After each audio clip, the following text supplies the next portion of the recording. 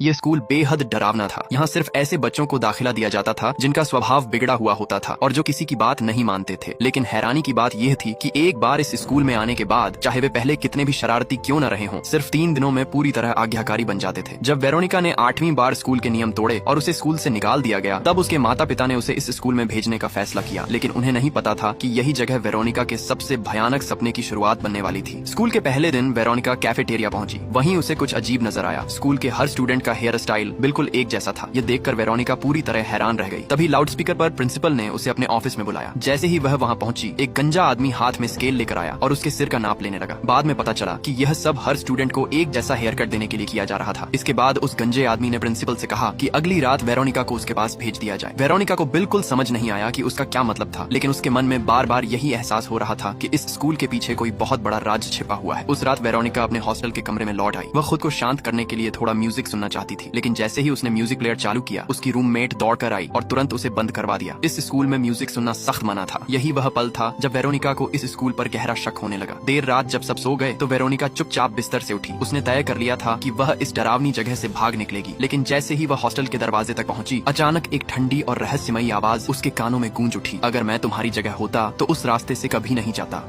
अंधेरा होने से पहले यह लड़की हमेशा घर के हर दरवाजे और खिड़की को पर्दों से ढक देती है और एक भी दरार खुली नहीं छोड़ती। इसके बाद वह सभी मोमबत्तियां और मिट्टी के तेल वाले दिए जला देती है ताकि घर का कोई भी कोना अंधेरे में न रहे। फिर लड़की कीलों की मदद से सभी दरवाजों को मजबूती से बंद कर देती है। इसके बाद वह आत्मरक्षा के लिए बची हुई एकमात्र यूटिलिटी नाइफ अपने पास रख लेती है। लेकिन इतनी तैयारी के बाद भी उसके चेहरे पर बेचैनी साफ दिखाई देती है, क्योंकि रात होते ही यह दुनिया इंसानों की नहीं रह जाती। इसी समय लड़की सतर्क नजरों से सभी दरवाजों और खिड़कियों को देख रही होती है। तभी अचानक एक चरमराने की आवाज गूंजती है। वह मुड़कर देखती है और पाती है कि पर्दे की एक कील जमीन पर गिर चुकी है। लड़की का दिल बैठ जाता है। तभी उसे दूसरी कील भी ढीली होती दिखाई देती है। घबराहट की लहर उसके पूरे शरीर में दौड़ जाती है। वह तुरंत पलटती है और दौड़कर ऊपर वाले बेडरूम में पहुंचकर दरवाजा बंद कर लेती है। वह बिस्तर के नीचे छिपने की कोशिश करती है, लेकिन जैसे ही एक डिब्बे को हटाती है, तेज आवाज उसके डर को चरम पर पहुंचा देती है। वह अपनी सांस रोककर दरवाजे को घूरने लगती है। तेज कदमों की आहट तेजी से कमरे की ओर बढ़ रही होती है। यह देखकर लड़की घबराकर बिस्तर के नीचे छिप जाती है। उसी पल ऐसा लगता है मानो हवा तक जम गई हो। अचानक उसकी आंखों के सामने एक जोड़ी भयानक और विकृत पैर दिखाई देते हैं और वे उंगलियां धीरे धीरे आगे बढ़ने लगती हैं खिड़की की चौखट की तरफ। तभी वह एलियन रेडियो प्रसारण जैसी अजीब चीख निकालता है और खिड़की से बाहर चढ़ जाता है। जैसे ही वह चीज वहां से जाती है, लड़की बिस्तर के नीचे से निकलती है और खिड़की को जोर से बंद कर देती है। फिर वह दबे पांव कमरे से बाहर निकलती है, लेकिन सामने का दरवाजा पहले से खुला हुआ पाती है। तभी उसे अपने ऊपर छत पर उस जीव के दौड़ने की आवाज सुनाई देती है। वह तुरंत दौड़ती है और उसके नीचे आने से पहले ही दरवाजा फिर से बंद कर देती है। शायद दरवाजा बंद करना बेकार हो, लेकिन अगर झूठी उम्मीद की एक छोटी सी किरण भी बची हो तो लड़की उसे पूरी ताकत से थामे रखना चाहती थी। लेकिन तभी घर की सारी लाइटें और इलेक्ट्रॉनिक उपकरण टिमटिमाने लगते हैं। इसलिए वह घबराकर दौड़ती है और पूरे घर की बिजली बंद कर देती है, क्योंकि लड़की अच्छी तरह जानती थी कि एलियन उसके साथ खेल रहा है। इसके बाद उसकी नजर गलियारे के आखिर में रखे फोन पर पड़ती है। उसका मन करता है कि दौड़कर मदद के लिए कॉल करे, लेकिन तभी एक जोरदार धमाका उसकी योजना को चकनाचूर कर देता है। जैसे ही घर का फर्नीचर अपने आप इधर उधर खिसकने लगता है, लड़की का मानसिक संतुलन पूरी तरह टूटने लगता है। वह दरवाजे की तरफ भागना चाहती थी, लेकिन उन राक्षसी पैरों को देखकर मजबूरन वापस रसोई में चली जाती है। तभी अचानक सारा शोर एकदम बंद हो जाता है और यह खामोशी कुछ देर पहले के हंगामे से 100 गुना ज्यादा डरावनी लगती है। फिर लड़की चुपके से फोन की तरफ नजर डालती है, लेकिन एलियन का भयावह चेहरा देखकर वह लगभग वहीं बेहोश होने वाली थी। अगले ही पल फ्रिज का दरवाजा अपने आप खुल जाता है और उसे कोने में फंसा देता है। इसके बाद दरवाजे के नीचे की दरार से वे अजीब पैर धीरे धीरे दिखाई देने लगते हैं और वह डरावना एलियन अपना सिर धीरे धीरे अंदर घुसाने लगता है। अब लड़की पूरी तरह फंस चुकी थी।